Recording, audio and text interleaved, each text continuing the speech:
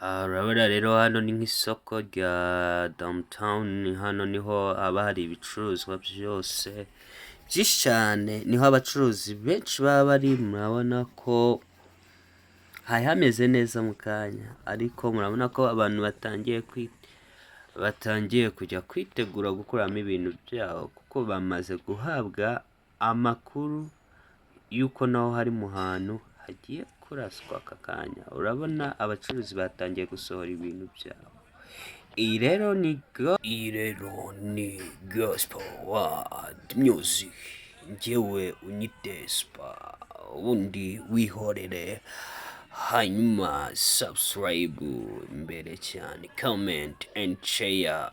Uyu ni umuyoboro mushya ugiye kubagezaho byose nk'uhibereye mu Burayi, hanyuma mukomeze ishime cyane. Ubwo tukomeje gusangira ino nkuru, ntucikwe na kamwe.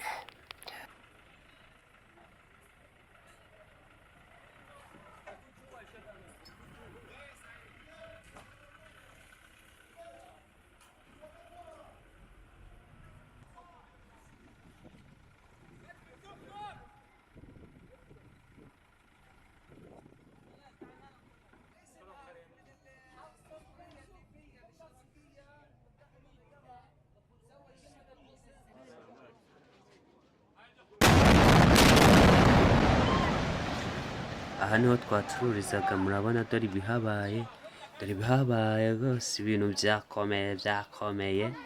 Yewe turahibereye rwose, ibintu biri kuba tubireba pe, ibintu byakaze. Imana niyo yo kuturinda rwose. So mbibutse gukanda subscribe kuri uyu muyoboro wanyu wa Gospel World Music, tuzaza tubagezaho ibintu byose. Ahangaha rero ni muri Isiraheli nibereye,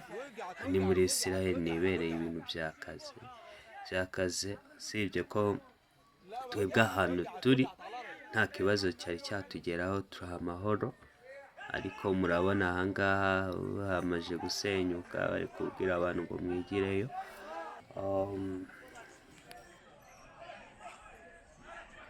Turaguma dukurikirana akantu ku kandi, mwebwe umuyoboro wanyu mugumeho mwebwe gusa. Ewana dore mu kanya byari bikomeye, abacuruzi baje kureba nimba hari ibintu byabo byaba byarokotse, ariko habe na mba.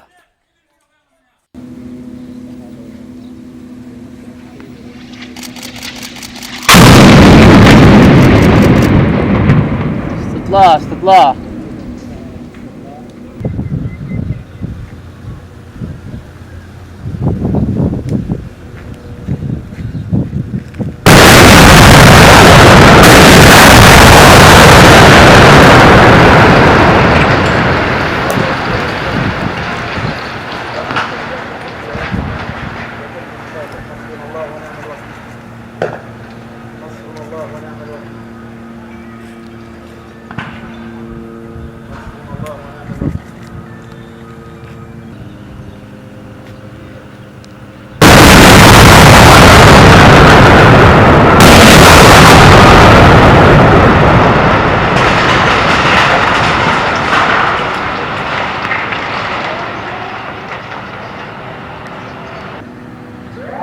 murabona aya ni amafaranga rero ari guca abantu.